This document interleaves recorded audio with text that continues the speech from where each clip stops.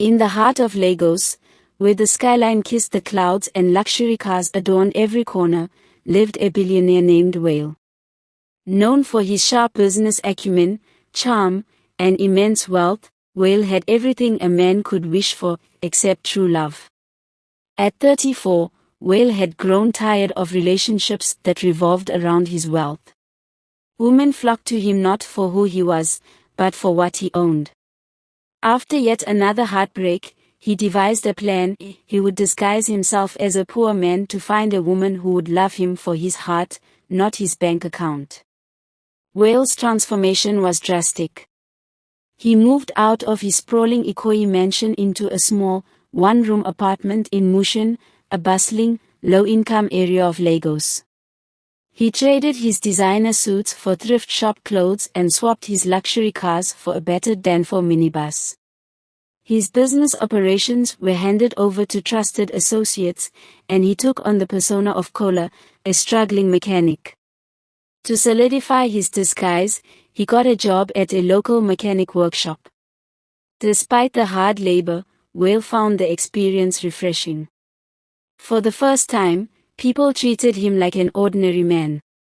One sunny afternoon, Zainab, a young woman with striking brown eyes and a captivating smile, brought her car to the workshop. She was a primary school teacher, earning just enough to take care of her younger siblings after their parents' death. Whale was instantly drawn to her simplicity and kindness. "Excuse me, can you fix this car?" she asked, pointing at the sputtering engine of her old Toyota Corolla. "Of course, madam," Whale replied, smiling. As he worked, they struck up a conversation. Zainab was witty, intelligent, and refreshingly straightforward. She didn't seem to care that Whale was just a mechanic, or so she thought. Over time, their paths crossed more often, and they grew close. Whale admired Zainab's resilience. Despite her challenges, she exuded optimism and warmth. She cooked for him, encouraged him to pursue his dreams, and shared her own dreams of starting a community library for underprivileged children. She never once asked about his finances or questioned his humble lifestyle. Whale had a secret. His growing feelings for Zainab were shadowed by guilt. He knew he had to tell her the truth eventually, but he wanted to be sure she truly loved him for who he was. One evening, Whale decided to test Zainab's intentions. He told her that he had an opportunity to travel abroad to work as a mechanic but needed money for his visa and ticket. Zainab didn't hesitate. Though she didn't have much, she borrowed from her friends and colleagues to support him. "I believe in you, Whale," she said as she handed him the money. "One day, you'll make something of yourself. Just don't forget where you come from."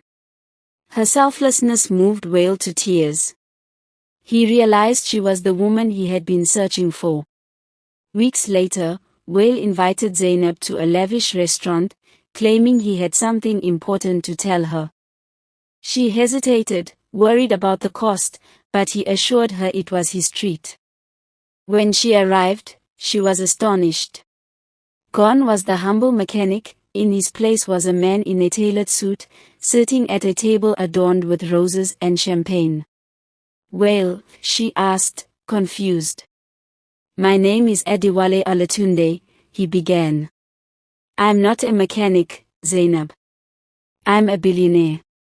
Zainab stared at him in shock as he explained everything, his disguise, his reasons, and his love for her. "I needed to find someone who loved me for me," he said. "And you've proven that. Zainab, will you marry me?" Zainab was overwhelmed but understood his reasons. She accepted his proposal, and their story became the talk of Lagos. Whale funded her dream of starting a community library, and their wedding was a grand yet heartfelt affair, blending his wealth with her simplicity. Despite their newfound luxury, Zainab insisted on maintaining a grounded lifestyle. Together, they became a power couple, using Whale's wealth to uplift the less fortunate. As news of their love story spread, whispers of doubt emerged. Socialites in Wales Circle questioned Zainab's motives, labeling her a gold digger who had played the perfect role to win his heart. "She must have known who you were all along," one of Wales' business associates remarked during a dinner party. The comments gnawed at Wale, planting seeds of insecurity. Could Zainab's love have been calculated? Though he dismissed the notion outwardly, the doubts lingered. Zainab, too, faced challenges. Wales' affluent lifestyle came with expectations she found stifling. She struggled to fit into his world of opulence, where appearances mattered more than authenticity. She missed the simplicity of the early days, when Wale was just Wale. One evening, during a gala at their Ikoyi mansion, tensions boiled over. Zainab had spent the day organizing a fundraiser for her libraries, while Wale had been busy with a high-stakes business deal. When they finally saw each other, exhaustion and frustration marred their reunion. "You barely spoke to me all evening," Zainab said, her voice quivering. "I was managing important clients," Wale replied. "Not everything revolves around your libraries, Zainab." The word stung. "My libraries? Those libraries are helping thousands of children. Or have you forgotten what it means to give back?" "I give back plenty," Wale shot back. "Maybe you're the one who's forgotten. You wouldn't even be able to start your projects without my money." A stunned silence fell between them. The words were spoken in anger, but they cut deeply.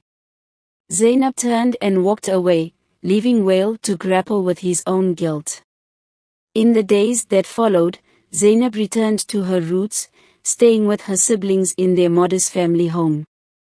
She needed time to reflect on whether their love could survive the pressures of their new life. Wale, meanwhile, found himself consumed by regret. He realized that his wealth had become a barrier, not a blessing, in their relationship. Determined to make things right, he turned to the one place where he felt closest to Zainab, the mechanic workshop where their story began. Wale spent weeks working at the workshop, immersing himself in the simple life he once led. It was there that he rediscovered what truly mattered: humility, hard work, and Zainab's unwavering love. He visited Zainab's family home one evening, dressed in his old mechanic overalls. When she opened the door, he held out his hands, grease-stained and trembling, went on bended knee. "I'm sorry," he said. "I let my world cloud what's most important, you. I don't care about appearances, money, or what people say. I care about us. Will you come back and help me fix what I broke?" Zainab's eyes softened. She saw in him the Wale she had fallen in love with, the man who valued kindness over wealth. She nodded, and together, they vowed to rebuild their relationship on trust and mutual respect. They made changes to their lives. Wale cut back on his corporate engagements to spend more time with Zainab, while she learned to navigate his world without losing her authenticity. They also established a joint foundation that combined their passions, supporting children's education and empowering small businesses. The challenges they faced only strengthened their bond. The whispers of doubt faded as people saw the genuine love they shared. Together, they inspired others to seek balance between ambition and authenticity. Years later, Wale and Zainab sat on the porch of their countryside home, watching their children play. Their love story had become a testament to resilience, proving that true love could weather any storm. "Do you regret pretending to be poor?" Zainab asked with a teasing smile. Wale laughed. "Not for a second. That disguise led me to you. And I'd do it all over again." Hand in hand, they watched the sunset, grateful for the lessons, trials, and triumphs that had shaped their extraordinary journey.